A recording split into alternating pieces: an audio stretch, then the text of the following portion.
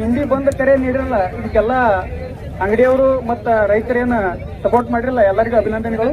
ನಾ ಇಲ್ಲೊಂದು ಮಾಹಿತಿ ಹೇಳಕ್ ಬಂದೀನಿ. ಯಾಕ ಒಂದು ಟನ್ನಿಗೆ ಎಷ್ಟು ಏನೇನು ಉತ್ಪನ್ನ ಕೇಳ್ರಿ, ಅವ ಲೆಕ್ಕ ತಂದನ ಕೇಳ್ರಿ.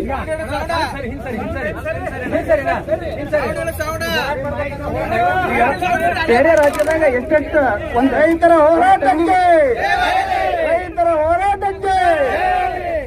ಈಗ ಬೇರೆ ಬೇರೆ ರಾಜ್ಯದಾಗ ಒಂದು ಟನ್ನಿಗೆ ಎಷ್ಟೆಷ್ಟು ಕೊಡ್ತಾರ ಅಂತ ಮಾಹಿತಿ ಹೇಳ್ತೀನಿ. ಗುಜರಾತ್ ಒಳಗ 4,450 ರೂಪಾಯಿ ಕೊಡ್ತಾರ, ಪಂಜಾಬ್ದಾಗ 4,000, ಉತ್ತರ ಪ್ರದೇಶದಾಗ 3,800, ಮಹಾರಾಷ್ಟ್ರದಾಗ 3,450 ಕೊಡ್ತಾರ. ಮತ್ತ ಈ ಒಂದು ಟನ್ ಕಬ್ಬಿಲಿ ಏನೇನು ಉತ್ಪನ್ನ ಆಗ್ತದ ಅಂತ ಹೇಳ್ತೀನಿ. ಒಂದು ಟನ್ ಕಬ್ಬಿಲೆ ಸಕ್ರಿ 120 ಕೆಜಿ ಆಗ್ತದ, ಅದು 445 ರೂಪಾಯಿ ಕಿಲೋ ಅದ. ಮತ್ತ ಮೊಲಾಸಿಸ್ ಅಂತೇಳಿ 50 ಲೀಟರ್ ಉತ್ಪನ್ನ ಆಗ್ತದ ಒಂದು ಟನ್ನಿಂದ, ಅದರ ರೇಟ್ 100 ರೂಪಾಯಿ ಅದ 1 ಲೀಟರ್ಗೆ. ಮತ್ತ ಎಥನಾಲ್ 40 ಲೀಟರ್ ಉತ್ಪನ್ನ ಆಗ್ತದ, ಅದ್ರಾಗೆ 1 ಟನ್ದಾಗ ಏನು ಹೇಳಕತ್ತದು, ಅದ್ರ ರೇಟ್ 69 ರೂಪಾಯಿ ಅದ.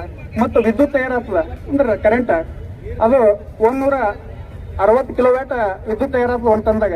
ಇದು ಟೋಟಲ್ ಸಕ್ರಿಗೆ 5,400, ಮೊಲಾಸಿಸ್ 5,000, ಎಥನಾಲ್ 2,760 ಮತ್ತು ವಿದ್ಯುತ್ 960 ರೂಪಾಯಿ. ಟೋಟಲ್ 14,120 ರೂಪಾಯಿ 1 ಟನ್ ಕಬ್ಬಿನಿಂದ ಲಾಭ ಬರ್ತದ ಸಕ್ಕರೆ ಕಾರ್ಖಾನೆಯವ್ರಿಗೆ.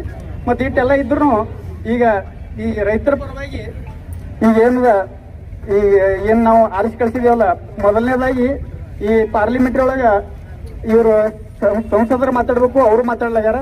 ಮತ್ತ ಎರಡನೇದಾಗಿ ನಾವೇನು ಓಟ್ ಹಾಕಿ ಕಳಿಸ್ತೇವೆ ಎಲ್ಲ ರೈತರು, MLA ಅವರು ಮಾತಾಡ್ಬೇಕು, ಶಾಸಕರು ಅವರು ಮಾತಾಡಲ್ಲ. ಅವರೆಲ್ಲ ಒಗ್ಗೂಡಿ ಕೇಂದ್ರ ಸರ್ಕಾರಕ್ಕೆ ಒತ್ತಡ, MLA ಅವ್ರು ಒತ್ತಡ ಹಾಕಿದ್ರಂದ್ರ ಒಂದ್ ಬೆಲೆ ನಿಗದಿ ಆಗ್ತದ.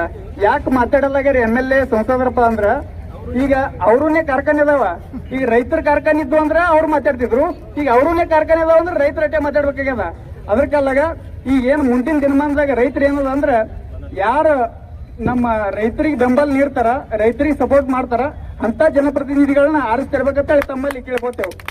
ಮತ್ತ ಇನ್ನೊಂದು, ಇಲ್ಲಿ ಈ ತೆಲಂಗಾಣದಾಗ ಒಂದು ಘಟನೆ ನಡೆದ. ಏನಂದ್ರೆ ಮೇದಕ್ ಜಿಲ್ಲಾದೊಳಗ ಒಬ್ಬ ರೈತ ಮಗನಿಗೆ ಸಾಲಿ ಕಳಿಸ್ತಾನ. ಮಗನಿಗೆ ಸಾಲಿ ಕಳಿಸಿ ಬುಟ್ಟಿ ಕೊಟ್ಟು ಹೇಳ್ತಾನ ಅವನಿಗೆ, ಮಗನ ನೀ ಏನಾದ್ರು ಆದಂದ್ರ ನೀ ಸಾಲಿ ಕಲ್ತು ಏನ್ರಿ ಆಗೋ, ಆದ್ರೆ ರೈತ ಮಾತ್ರ ಆಗಬರ್ತಾಳೆ ಹೇಳಿ ಮತ್ತ ಮಳ್ಳಿ ಮನೆಗೆ ಬಂದು ಅವ ಆತ್ಮಹತ್ಯೆ ಮಾಡ್ಕೋತಾನ. ಯಾಕಪ್ಪ ಅಂದ್ರ ರೈತರಿಗೆ ನಿರ್ದಿಷ್ಟವಾದ ಬೆಲೆ ನಿಗದಿ ಆಗಲಾಗ್ಯದ, ಎಲ್ಲದಕ್ಕೂ ತಂದದೇ ಆದ ಒಂದು ಬೆಲೆ ಅದ. ಈಗ ಏನೇ ಆದ್ರೂ ಒಂದು GST ಹಿಡ್ಕೊಂಡು ಒಂದ್ ಬೆಲೆ ನಿಗದಿ ಅದ, ರೈತ ಏನಲ್ಲ ಅವನಿಗೆ ಬೆಲೆ ನಿಗದಿ ಮಾಡ್ಕೊಳ್ಳೋ ಪರಿಸ್ಥಿತಿ ಇಲ್ಲ. ಯಾಕಂದ್ರ ಎಲ್ಲ ಇನ್ ಮುಂದಿನ ದಿನಮಾನದಾಗ ಏನ ರೈತರೆಲ್ಲಾರು ಒಗ್ಗೂಡಿ ಈ ಇಲೆಕ್ಷನ್ ಟೈಮ್ ಬರ್ನ